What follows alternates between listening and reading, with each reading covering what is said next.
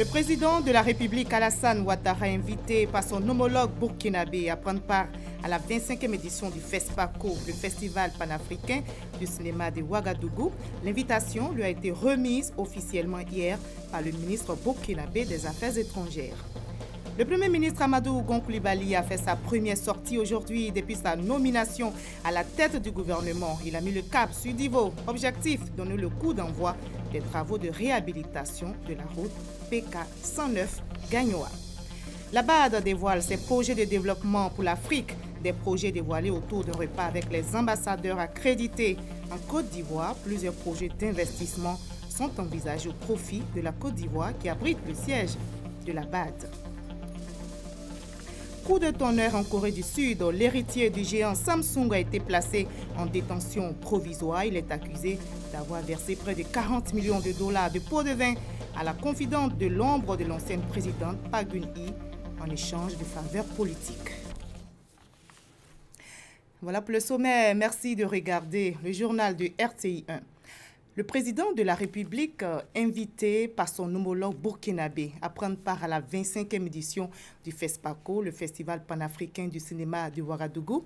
La Côte d'Ivoire est l'invité d'honneur de ce festival qui démarre le 25 février prochain.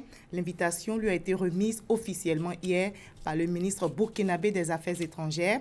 Par ailleurs, le Burkina Faso est solidaire de la Côte d'Ivoire après les récents remous au niveau militaire et social. Le reportage de Jérôme Kofi Abolin.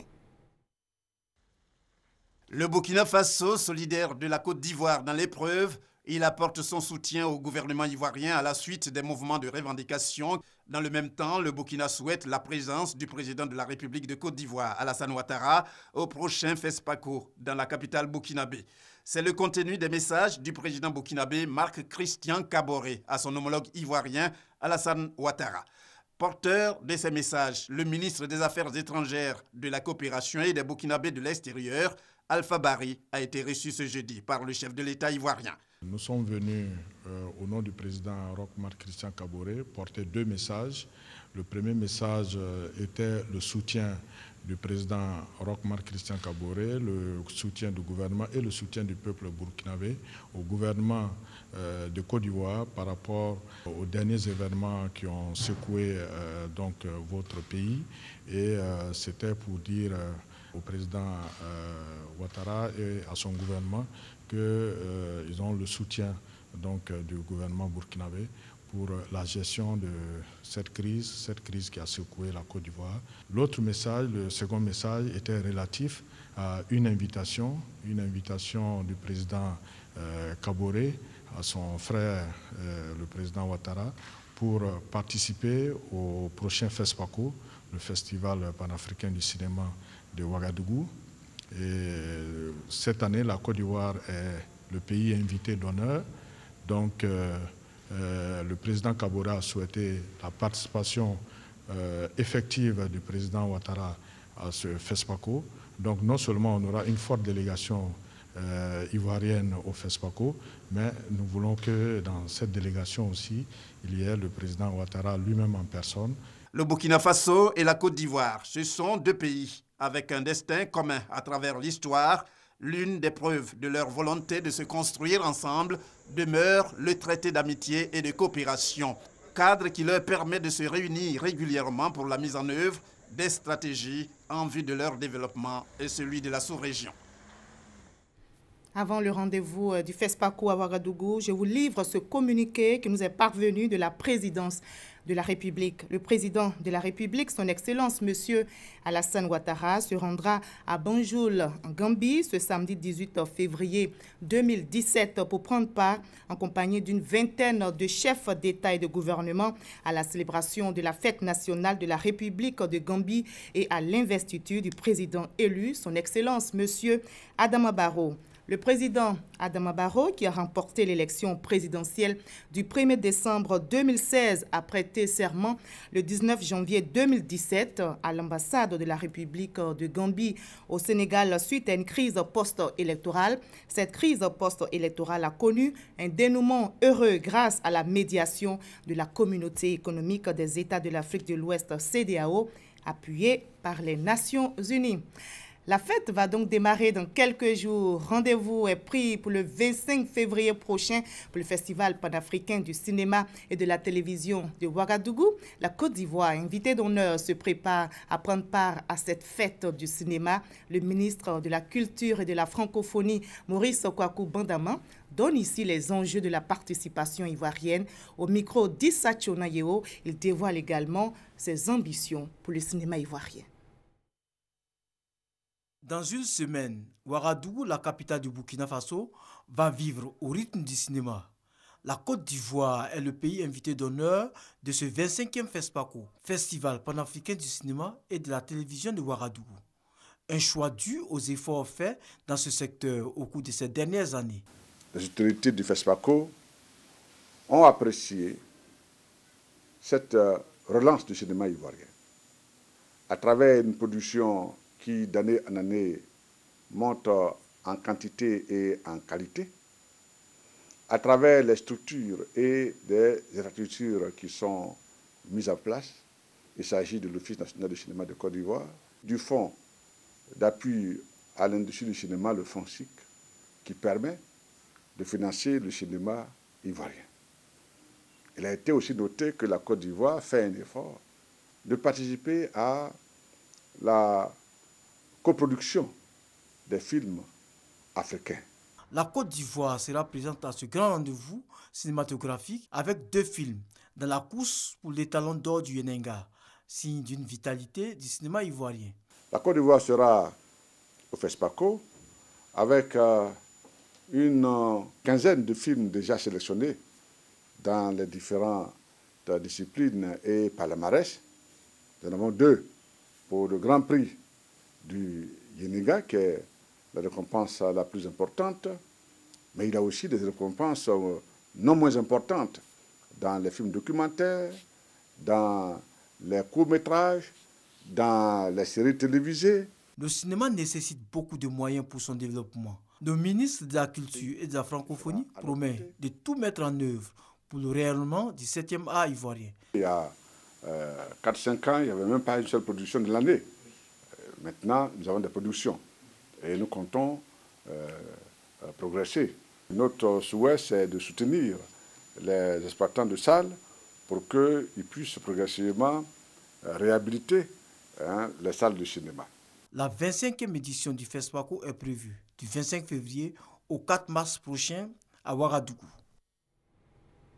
La Côte d'Ivoire se prépare également à prendre part activement à une autre rencontre internationale. Le 5e sommet Afrique-Union européenne va se tenir sur le territoire ivoirien. L'organisation de ce sommet a été justement évoquée aujourd'hui par le vice-président ivoirien et une délégation de l'Union africaine, délégation conduite par l'Ivoirien René Ngueta Kwasi, directeur des affaires économiques de l'UA. Awa Touré pour le reportage. La Côte d'Ivoire va abriter du 29 au 30 novembre 2017 la 5e édition du sommet Afrique-Union européenne. À Abidjan depuis le 15 février, dans le cadre des préparatifs de cet important événement, une délégation de l'Union africaine est venue partager avec le vice-président de la République, Daniel Kablan-Duncan, des éléments d'information sur le contenu et l'organisation pratique de ce sommet. Ce sommet réunit en Côte d'Ivoire, à Abidjan, 82 chefs d'État et de gouvernement, 55 du côté de l'Afrique et 27 du côté de l'Union européenne. Donc c'est une opportunité pour les 2 continents de faire le point de leur coopération et de faire en sorte que cette coopération puisse grandir et donner satisfaction, n'est-ce pas, aux populations des 2 continents. Le vice-président Daniel Kablan-Duncan a pour sa part indiqué que la Côte d'Ivoire entend déployer les efforts nécessaires pour faire de ce sommet Afrique-Union européenne un véritable succès. Et le Premier ministre Amadou Gon Coulibaly a fait sa première sortie aujourd'hui depuis sa nomination à la tête du gouvernement. Il a mis le cap sur Divo. Objectif, donner le coup d'envoi des travaux de réhabilitation de la route PK 109 Gagnoa et la réalisation de la nouvelle route Divo-Yokobwe sur la côtière. C'est un reportage signé Noël Nyagno. Ce lever de soleil, cette fine pluie qui s'invite à la cérémonie comme pour la bénir. Des coups de pioche, des populations mobilisées comme jamais elles l'ont été. Une somme d'images pour souligner l'importance de 2 actes. La réhabilitation du tronçon PK109 Gagnoa en passant par Ndoussi, Tiasalé, Divo, Lakota et le bitumage de l'axe Divo-Guitry, la côtière. 2 réalisations qui vont impacter positivement la vie socio-économique de l'ensemble du corps social des régions de l'Agnébitiassa, du Lodjibois, du Go et de tout l'ouest de la Côte d'Ivoire. C'est le symbole du désenclavement d'un des poumons économiques de la région qui va ouvrir la voie à la redynamisation de toutes sortes d'activités économiques, industrielles et touristiques. Bref, cette voie va donc faciliter la fluidité de la circulation des biens et des personnes. Pour ces impacts-là, un engagement est on ne peut plus nécessaire. Veiller à la qualité des travaux. Je voudrais prendre l'engagement devant vous, au nom de toutes les parties prenantes de cet important projet, de garantir la qualité et la durabilité des ouvrages qui seront livrés à la fin des travaux. Cet engagement, je le prends également pour l'ensemble des projets routiers que nous aurons à réaliser. Bien entendu, je n'hésiterai pas un seul instant à revenir vers vous pour toujours bénéficier de votre expertise, de vos conseils avisés et enfin de vos instructions dans les situations qui seraient au-delà de nos capacités. Veiller à la qualité des travaux doit être l'affaire de tous et de chacun dans une Côte d'Ivoire de paix, a indiqué le Premier ministre avant de souligner la nécessité de l'avènement d'un Ivoirien nouveau. Nous appelons de tous nos vœux l'émergence d'un Ivoirien nouveau. Un Ivoirien nouveau amoureux de la devise nationale Union, Discipline, Travail. Un Ivoirien nouveau respectueux des différences du droit, de la bonne gouvernance et des valeurs démocratiques. Un Ivoirien nouveau apte à apporter des changements qualitatifs. Un Ivoirien nouveau aux comportements civiques et citoyens qui sont favorables à l'émergence. Un Ivoirien nouveau conscient de ses devoirs envers la société et vis-à-vis des institutions. Dernière image de cette cérémonie, la présentation des travaux qui vont durer 36 mois chacun et coûter plus de 160 milliards de francs CFA.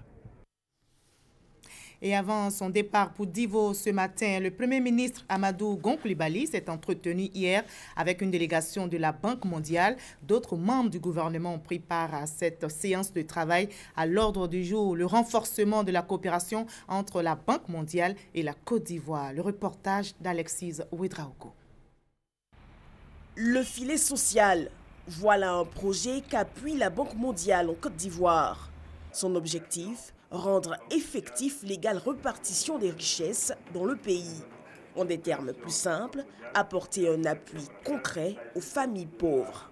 Mais voilà, le projet est confronté à des réglages pas encore très à point. Un projet filets sociaux, un projet qui est très important parce que vraiment ça touche les gens qui ont vraiment plus besoin d'appui. Et on a quelques difficultés, disons, au niveau de statistiques qui nous permettent d'identifier les bénéficiaires de cet appui. Et c'est justement ce sort de points qu'on a discuté et ensemble essayer de chercher des solutions. Et des projets de ce type, la Banque mondiale en a plus de 16 dans le pays. Face au gouvernement, ce jeudi à la primature, il s'est agi pour l'institution et le gouvernement de mieux structurer leur axe de coopération. Globalement, la performance du portefeuille de la Banque mondiale en Côte d'Ivoire est satisfaisante. Mais comme on a dit toujours, il y a toujours des possibilités à faire mieux. Et on a focalisé nos efforts sur certains projets où on peut justement avoir quelques améliorations dans l'exécution. Mardi, le vice-président de la banque est attendu à Abidjan. La Côte d'Ivoire entend plaider pour un renforcement de son appui budgétaire. Un autre partenaire financier de la Côte d'Ivoire, la BAD, qui dévoile ses projets de développement pour l'Afrique, des projets dévoilés autour d'un repas avec les ambassadeurs accrédités en Côte d'Ivoire. C'est donc le traditionnel déjeuner de la Banque africaine de développement. Plusieurs projets d'investissement sont envisagés au profit de notre pays qui abrite le siège de la BAD. Sidonie Davila. Éclairer l'Afrique et l'alimenter en énergie. Nourrir l'Afrique. Industrialiser l'Afrique. Intégrer l'Afrique. Améliorer la qualité de vie des populations africaines. Ces objectifs forment le top 5 des priorités du nouveau président de la BAD, Dr Akiyumi Adesina. En vue d'une accélération de la transformation économique de l'Afrique, il a partagé son optimisme pour les 10 années à venir avec les ambassadeurs accrédités en Côte d'Ivoire et souhaite que les diplomates soient également les ambassadeurs de ce concept. C'est toujours un joie pour moi d'avoir ici tous les ambassadeurs qui sont accrédités ici en Côte d'Ivoire pour une séance de déjeuner où on parle normalement de le développement de perspectives que l'année passée. Nous avons fait une approbation en total de 10,7 milliards de dollars, qui est le plus large dans l'histoire de la BAD. On avait aussi fait un décaissement de 6,4 milliards de dollars.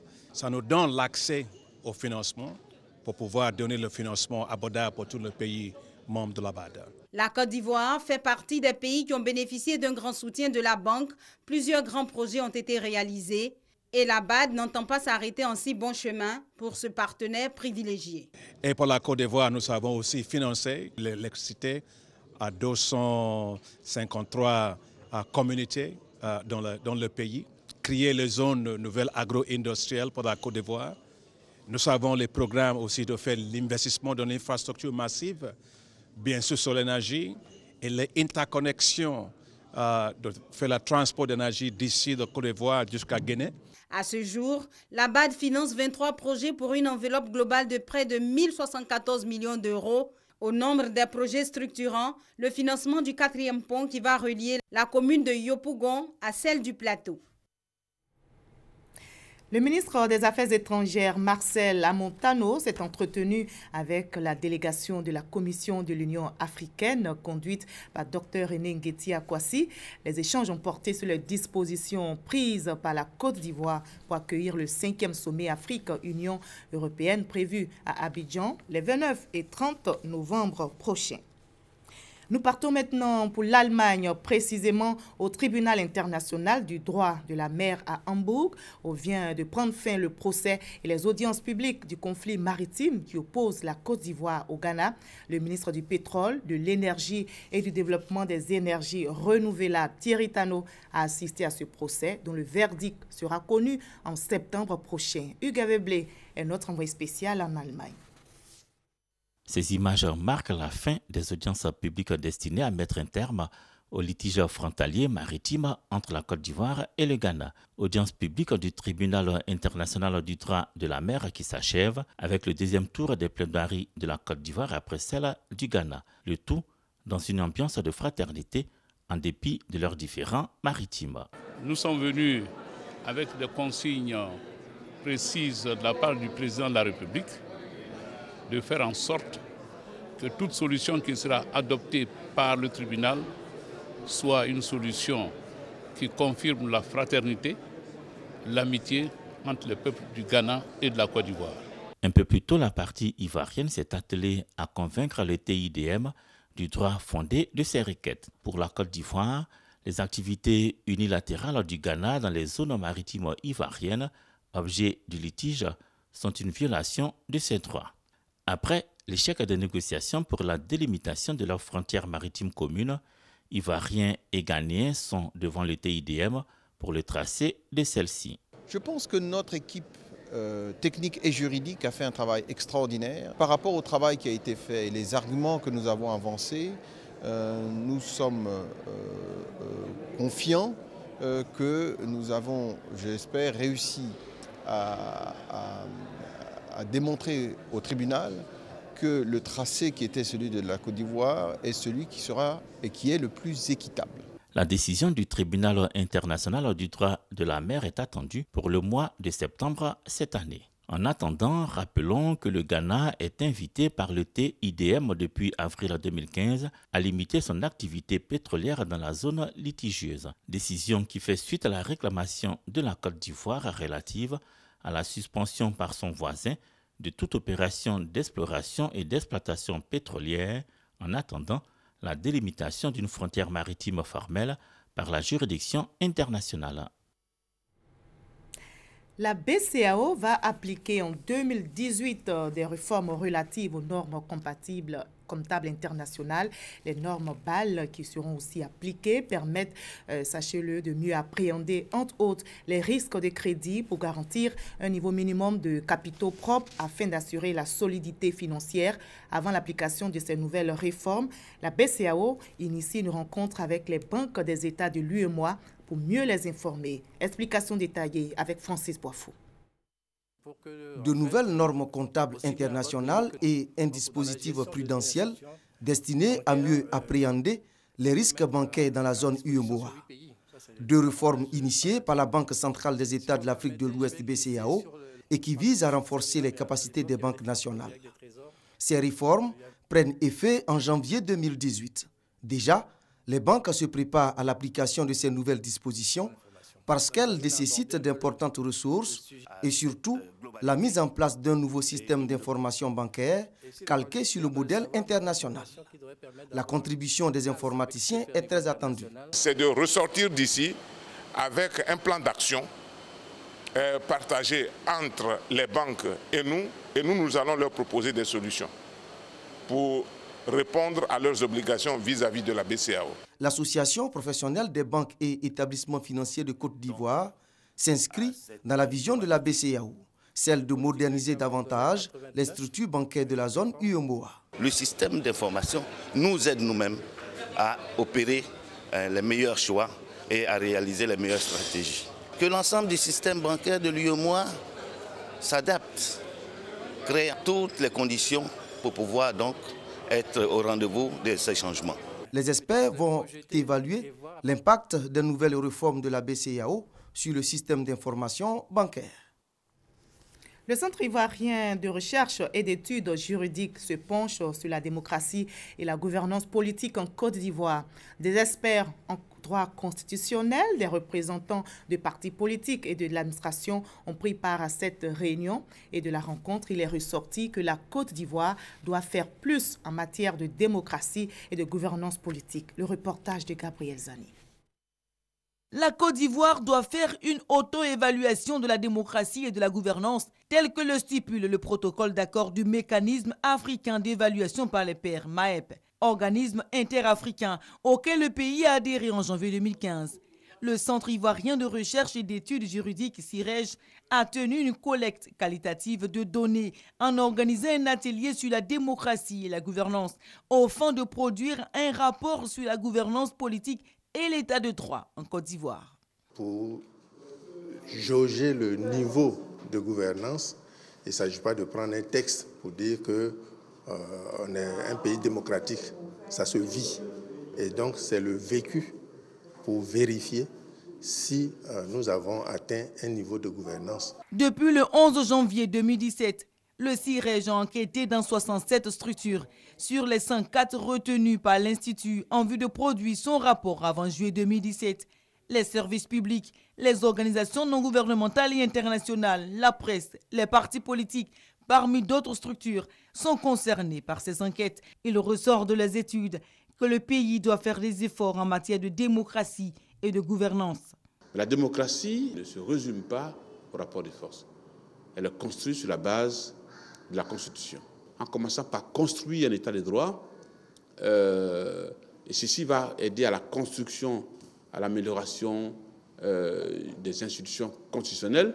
Et ceci va aider à renforcer plus encore la démocratie. Des réflexions sont menées sur divers thèmes, en l'occurrence la démocratie constitutionnelle et l'état de droit, la séparation des pouvoirs, la prévention et résolution des conflits en Côte d'Ivoire.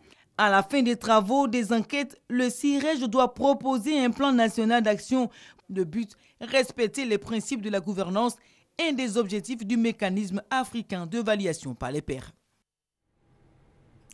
Tout est fin prêt pour que l'armée ivoirienne se déploie sur le théâtre des opérations au Mali. Une mission des Nations Unies est justement visite d'inspection à Abidjan. Les experts onusiens sont venus vérifier l'état du matériel de la MINUSMA. La visite a eu lieu hier au sein de l'établissement général et des services du ministère de la Défense et au 1er bataillon d'Akouido. Le témoignage d'Herman Givi. Une délégation de 3 experts onusiens, conduite par Kidal Francis de la section transport de l'ONUCI, vérifie l'état du matériel qui servira aux troupes ivoiriennes. une fois déployés au Mali dans le cadre de la MINUSMA, la mission multidimensionnelle intégrée des Nations Unies au Mali. Ce matériel est constitué de conteneurs et d'engins militaires tout-terrain. 11 conteneurs au total, passés au peigne fin par les experts de l'ONU. Aucun détail n'échappe à leur vigilance. Le matériel de laverie, de cuisine, de transmission, de communication, de couchage, de casernement et d'ameublement. À cela s'ajoutent les conteneurs frigorifiques, les générateurs autonomes d'énergie et les groupes électrogènes. Il faut s'assurer que les hommes, une fois sur le terrain, ne manqueront de rien. La mission de la compagnie de protection ivoirienne, forte de 150 hommes et femmes, répartis en une section de commandement, 3 sections d'infanterie et un peloton blindé, est de protéger un camp militaire, l'aéroport de Tombouctou. Il s'agira pour cette compagnie de neutraliser ou d'intercepter tout élément ennemi qui tentera de s'attaquer à une emprise de l'ONU. Cette compagnie a été créée en août 2013. Les soldats ivoiriens ont été formés par des coopérants français et mis au niveau onusien. Maintenant équipée de tous ces moyens, la compagnie de protection ivoirienne sera déployée au Mali dans quelques jours.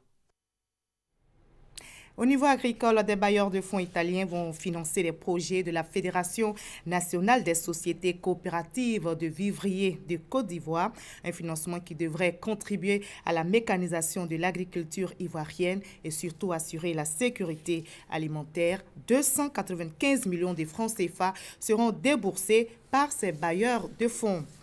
Et en santé, la ministre de la Santé et de l'Hygiène publique, Dr Raymond Goudou-Kofi, a récompensé les meilleurs agents de santé et les établissements sanitaires classés respectivement 2e et 3e pour le prix d'excellence 2016.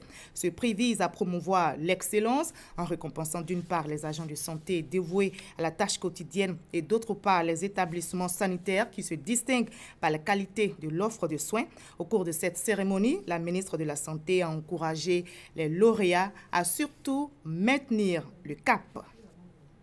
Le ministre auprès du président de la République chargé des 8e Jeux de la francophonie, Robert Begré-Mambé, revient de Nice où il a pris part à la 133e édition du carnaval de Nice. Le ministre Robert Begré-Mambé a profité de sa présence à Nice pour lancer la mobilisation autour des 8e Jeux de la francophonie. Bonjour 2017, Abidjan, San Pedro et demain Boaké. L'émission Bonjour 2017 sillonne le pays pour égayer les populations. Nous en parlerons dans quelques instants, mais avant, parlons donc de ces 8e Jeux de la francophonie avec Issa Tchonayeo. On a pris des villes. Abidjan. Aujourd'hui, on a pris San Pedro. Ramatoulaye, Papitou, le magnifique, Joël, Maladamo, en cas de cas, Agalawal et El Professeur. Ces artistes comédiens dans les coulisses détendues, prêts pour le spectacle. Face au podium, des spectateurs impatients de voir les humoristes venus d'Abidjan. Nous sommes dans l'enceinte du centre culturel Nabo Clément de San Pedro à l'occasion de la célébration des 10 ans de l'émission humoristique de la RTI Bonjour. Allocution, puis le spectacle peut enfin commencer. Sur le podium, les artistes comédiens se succèdent et réussissent à égayer les populations de la deuxième ville portuaire. Maintenant, le dernier cadeau, le papoutou, voilà ça. C'est avec un plaisir renouvelé que je vous salue tous. Demeurez toujours dans la paix et que la paix revienne définitivement dans notre pays. Parrain, chef traditionnel élisé cadre de la région, mais également population de San Pedro sorties nombreuses pour communier avec les humoristes n'ont pas boudé leur plaisir. Après la ville de San Pedro, les artistes comédiens de Bonjour se disent prêts à affronter le public de Boaké à l'ancien stade le samedi 18 février prochain. Voilà, c'était Bonjour 2017, cette émission de la RTI donc, qui vient de déposer ses valises à San Pedro avant de remettre le couvert demain dans la région du Béké. Nous partons maintenant pour le reste de l'actualité dans le monde et c'est en bref. Nous partons d'abord pour la France et ensuite pour la Corée du Sud. Thierry Légier, garde du corps de Marine Le Pen, et Catherine Griset, sa chef de cabinet, tous deux employés payés par le Parlement européen alors qu'ils travaillaient en fait pour le compte du Front National. Ces emplois fictifs aurait coûté près de 400 000 € au Parlement européen qui réclame depuis des mois le remboursement intégral par Marine Le Pen de la somme détournée. La présidente du Front National rejette les faits et refuse de rembourser. Hier jeudi, des médias français révèlent que Marine Le Pen aurait reconnu ses emplois fictifs dans une audition menée par l'Office européen de lutte antifraude.